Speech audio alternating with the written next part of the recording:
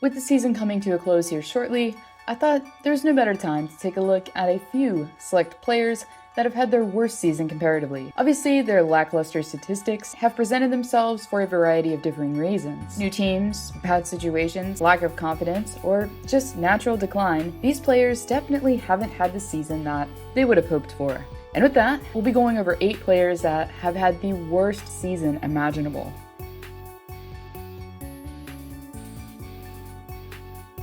Coming in from Pittsburgh, Matt Murray, after having a rough go of it in the Berg towards the end of his tenure with the Pens, was looking for a fresh start. But after inking a fresh 4-year, $25 million deal, the netminder overall in his debut season has struggled numerically between the pipes. But despite the earlier struggles, Murray has been the hot hand lately. Therefore, logically, he's at the bottom of the list. Even with his recent resurgence in the crease, number 30 is still sporting a below .900 save percentage, as he's currently riding a .892 along with a 3.39 goals against average. Both statistics are currently the worst that the goaltender has ever had on the books at an NHL level. With a losing record, while possessing 13 losses, 10 wins, and an OT loss, Murray could very well finish with the worst numbers this season that he's ever had professionally.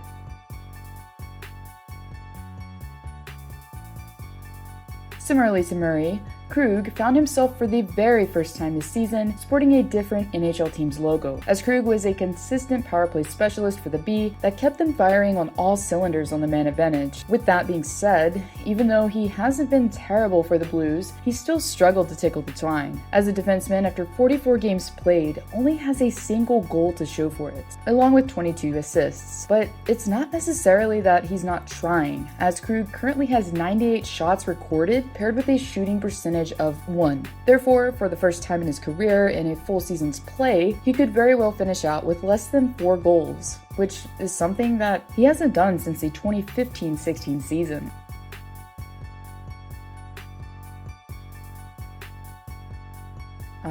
The curious case of Patrik Laine. Honestly, I don't even know where to begin, as I previously had so much to say on the situation that I made a video about it. Anyways, to sum things up, Laine has been an overall failed experiment for Columbus, as a sniper is very good at one thing: scoring goals. Therefore, as much as Tortorella has probably tried, number 29 has never been and probably never will be the best two-way defensively sound player that fits into CBJ's system. And as you'd almost expect, the awkward combination of Laine and Merson Jackets hockey hasn't helped his stats out at all. With only 18 points registered in 39 games played, not only is the forward struggling to score, but also interestingly, he's struggled a lot more with giveaways, even more than before, during his time in Winnipeg. As according to hockeyreference.com, he has an egregious 39 giveaways and only 8 takeaways, which is very close to being a 1-to-5 ratio alone. Therefore, I think it's a pretty fair statement to say that this has been the overall worst season for Patrik Laine so far.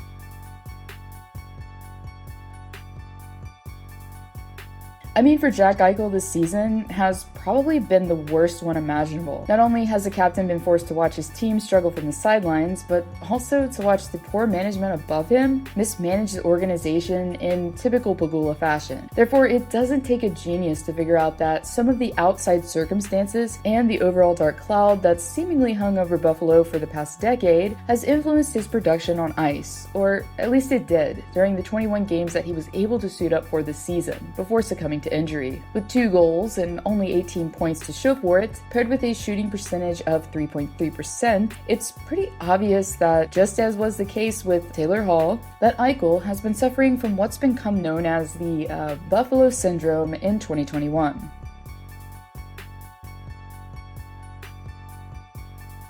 I feel like it's almost sad to continue talking about the previous Norris recipient at times, as it has to be even harder for Sharks fans to watch a previous 82-point scorer seemingly whittle away slowly. And I'm not an advanced stats expert, but you can clearly see here that the defenseman has been struggling all around on both ends of the ice.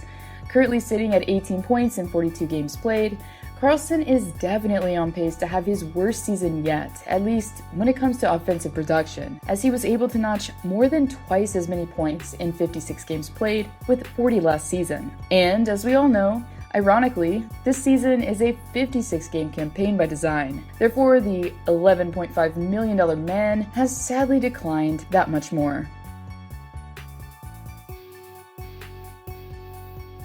With an overly crowded blue line for starters in Raleigh, Jake Gardiner coming in had to outwork and outplay other defensemen in order to solidify a spot on the back end for the Canes. And really, his debut season with Carolina wasn't all that terrible. But unfortunately, this time around in 2021, things haven't went as smoothly as Gardiner would have hoped, as he documented a 2-to-1 ratio when it came to giveaways/takeaways and struggled in the offensive category immensely as well, as the Minnesota native was unable to register a single goal after 22 games played, while only mustering up 7 assists throughout. After being put on waivers and clearing, number 51 remains on the taxi squad.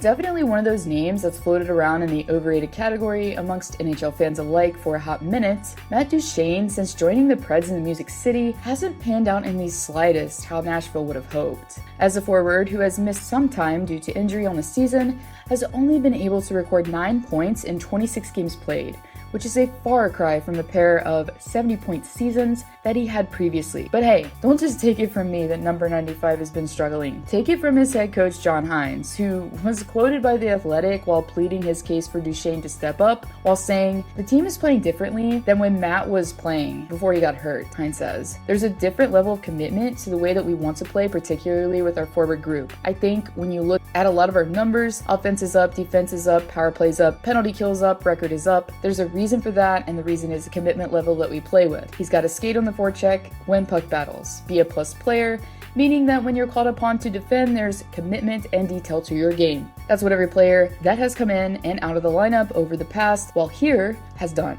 It's no different from Matt. He's seen it, he's watched it, he understands it. Now we look for him to come in and play with that same type of commitment." So yeah, if that doesn't get you going as a player, hearing that from your coach, well, I don't know honestly what could.